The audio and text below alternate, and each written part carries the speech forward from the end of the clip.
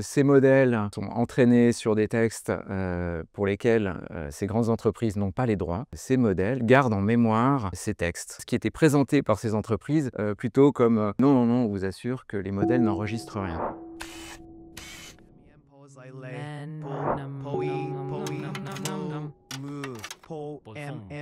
Je suis Julien Prévieux, je suis un des artistes de l'exposition Le Monde selon l'IA et je présente dans l'exposition 3 œuvres différentes.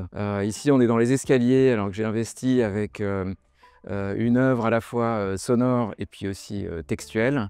La partie sonore, qui est un peu le point de départ de cette œuvre, revient sur la matière d'un article publié par des chercheurs fin 2023. Ces chercheurs américains s'étaient rendus compte qu'en demandant à ChatGPT des modèles du même type, donc des LLM, ces grands modèles de langage, type Falcon ou Llama également, eh bien, en demandant à ces modèles de répéter un mot, en l'occurrence poème, eh bien, les modèles finissaient par non seulement répéter le mot, mais aussi donner à lire l'ensemble des sources qui les avaient entraînés. Ces sources, c'est à la fois du code informatique, c'est des textes dans des langues très différentes, c'est des articles, c'est des discussions privées et c'est aussi des extraits de la Bible, par exemple, ou des codes qui pourraient être des codes liés à des pays, à des villes, etc. L'article montrait 2 choses.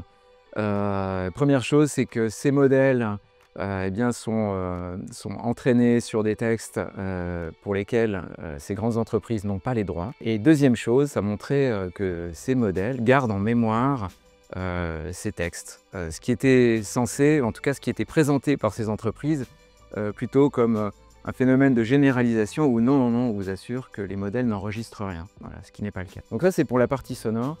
Pour la partie visuelle, eh bien, l'article donne envie aussi d'aller explorer d'autres types d'erreurs, de dysfonctionnements, de ce que certains appellent des hallucinations. Donc c'est ce qu'on a dans, je dirais, tous les paliers qui viennent ponctuer là, les marches de l'escalier. On a tout en bas d'étranges additions de mots, voilà, où up plus up plus up plus up va conduire à une drôle d'égalité avec un down.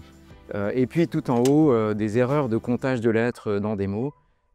Typiquement, combien y a-t-il de R dans le mot erreur?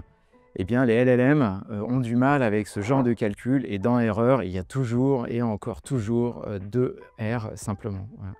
Donc l'escalier est un peu une sorte d'archive, archive en cours, on pourrait dire, de l'ensemble des erreurs, des composants ou sous-composants de ces grands modèles de langage.